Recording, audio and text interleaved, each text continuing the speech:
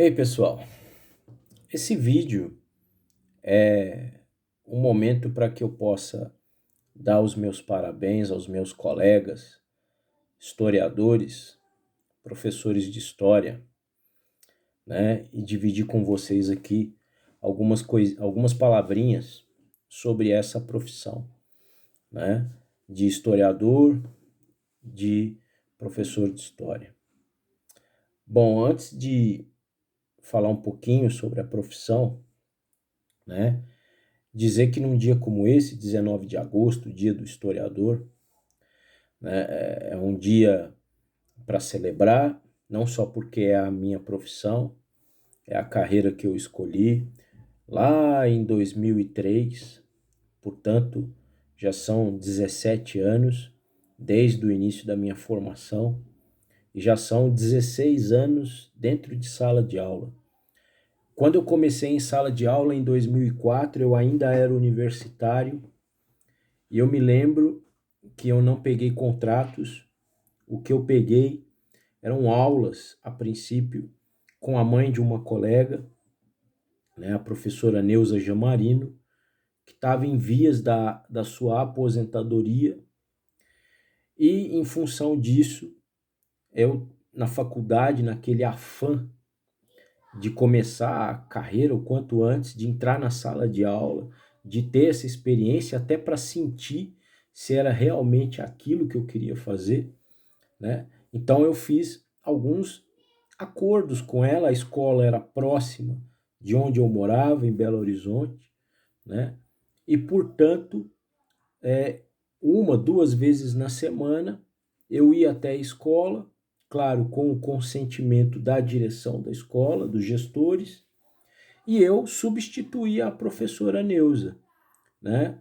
Então, ela ganhava um pouco mais de fôlego, né, no final da carreira, e eu ganhava a experiência que foi muito importante para mim naquele momento e experiência necessária para que eu viesse então a fechar a questão em torno da profissão, né? Até dividir com vocês aqui, ó, essa aqui é a minha pastinha de onde eu guardo algumas coisas da minha formação, né? E do qual eu tenho muito orgulho, ó. Esse aqui é o meu diploma, né? É o meu diploma, né? Eu sou licenciado e bacharel em História. Isso aqui, 4 anos de muita dedicação, de monitoria dentro da universidade, de muitas experiências, de viagens ao Rio de Janeiro, né, de viagens a Petrópolis, de viagens para São Paulo. Então, foi um período muito rico, né, na minha formação, inclusive como pessoa.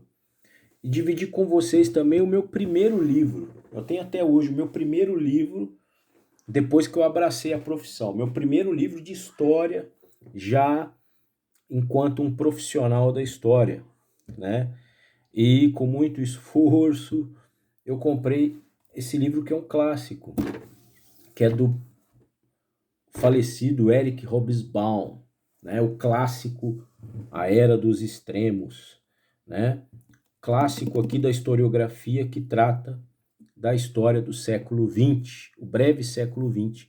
Foi o primeiro livro que eu comprei, se não me engano, na época, olha, acho que eu devia ter pago uns 30 e poucos reais, e era um valor muito maior do que é hoje, né?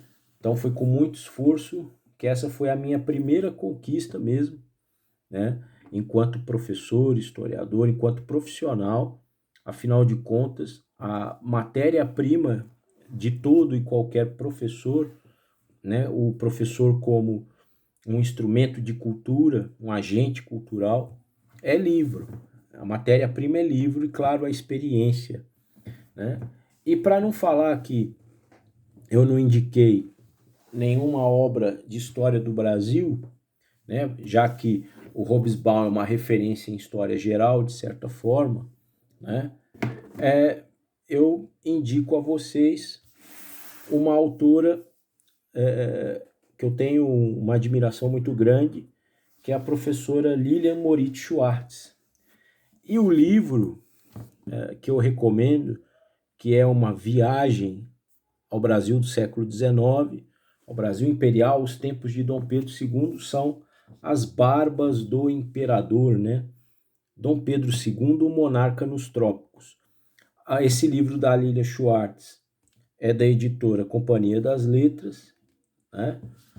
E o livro do Hobsbawm, por coincidência, também é da Companhia das Letras, sem estar fazendo aqui nenhum merchan para essa editora, né? Que reúne duas obras que são referências na minha formação. Uma tem um caráter muito particular, porque foi o primeiro livro que eu adquiri na minha formação, né?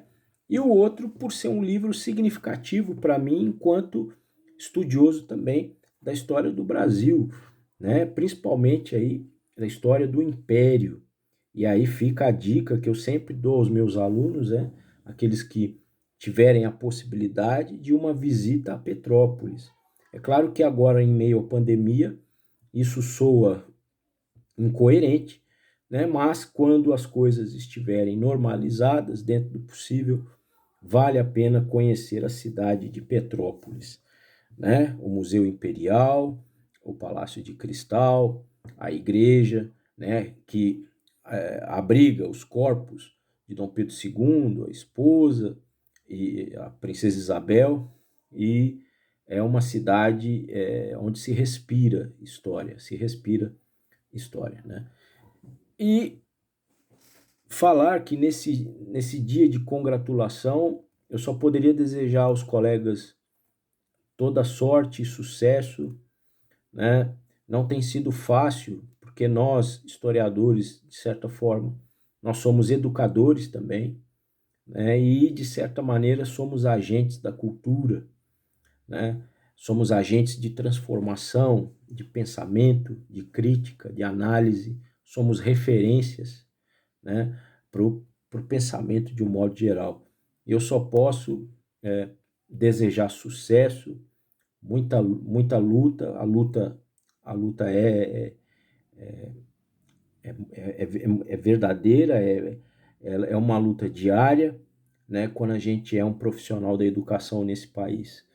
Isso é verdadeiramente um enfrentamento, né, nas mais diversas direções, mas é um enfrentamento e nós precisamos nos unir, em torno, em defesa da educação, né? Defender a educação é defender o conhecimento histórico, né? Defender a educação é defender o patrimônio, é defender a memória, o direito à memória, né? E nós, enquanto profissionais da história, temos um compromisso ético, né? Que é justamente a preservação dessa memória.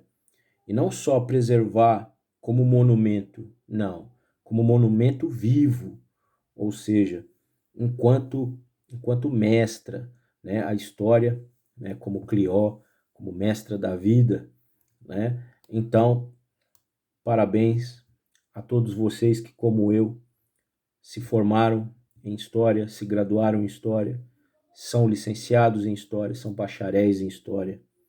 E mesmo você, aí do outro lado, que pensa num curso muito rico, que vai te proporcionar uma ampliação muito grande dos seus horizontes de pensamento e de visão do mundo, esse curso definitivamente é história. Um abraço a todos vocês e até mais.